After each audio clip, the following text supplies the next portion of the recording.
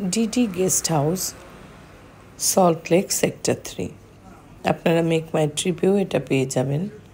আমার বান্ধবী খোঁজ দেওয়াতে এবং রেটিং ভালো দেখে আমি বুক করি। আপনাদের সাথে শেয়ার করছি তার বিভিন্ন রুম।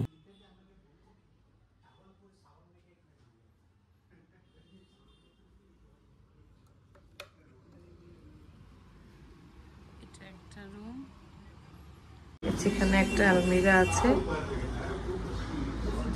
এই ঘরটা হচ্ছে এখানে একদম সেক্টর 3 সল্ট লেক।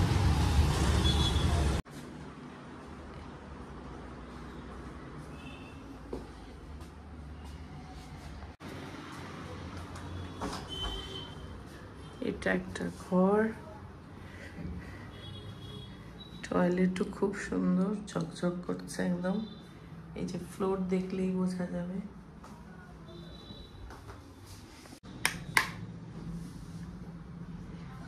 এখানে ওই বিছানায় ইজিলি 3 জন, এখানে 2 জন থাকতে পারবেন ইজিলি। এসি আছে, এদিকে টিভি। এটা মোস্ট প্রবাবলি বাথরুম, না এটা না, এটা কি? এটা কাবার্ড টাইপ, লক করা। এটা সবচেয়ে বড় রুম, খুবই ভালো প্লেস। এই রুমটা আমরা নিয়েছি।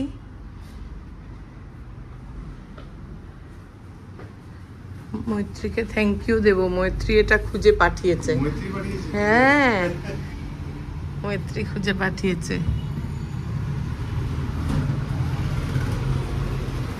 এই ব্যালকনি, এখানে পরপর সব টোটো দাঁড়ানো, ওখানে ফলের দোকান, এখান থেকে আমরি, অ্যাপোলো সব কাছে। কলকাতা হার্ট ক্লিনিক যেখানে আমরা যাচ্ছি। বাথরুমও একদম ক্লিন, বাথরুমে সমস্ত ব্যবস্থাই রয়েছে, গিজার আছে এবং বাথরুম ভালোভাবে মেনটেন করা হয়। এই ঘরটা যথেষ্ট বড়। ঘরটায় একটাই অসুবিধা যেটা দেখলাম, সেটা হচ্ছে একটাও আয়না নেই। পরের বার নিশ্চয়ই হয়ে যাবে। আর আলমারি হোক বা চেয়ার হোক, টেবিল হোক, সব পরিচ্ছন্ন। সাথের বারান্দাটাও ক্লিন, কোনো দিকে অসুবিধা নেই। বিন আছে, বাথরুমের সামনে ম্যাট আছে। এবার দেখো, এই যে বালতিটাও নিচে রাখেনি, শ্যাওলা শ্যাওলা পড়ে না, ওপরে আছে। আমাদের খুঁতখুঁতে মন তো, সব হিসাবে তাকাই। ওই দিকে দেখো লিকুইডেটারও দেওয়া আছে, 2টো চেয়ার। এই যে ব্যালকনি দিয়ে বাবুয়ের বাবা ঢুকছে।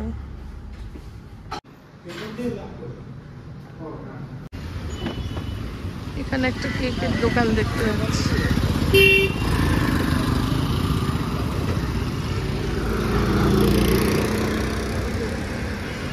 ওই যে ওটা ডিডি গেস্ট হাউস।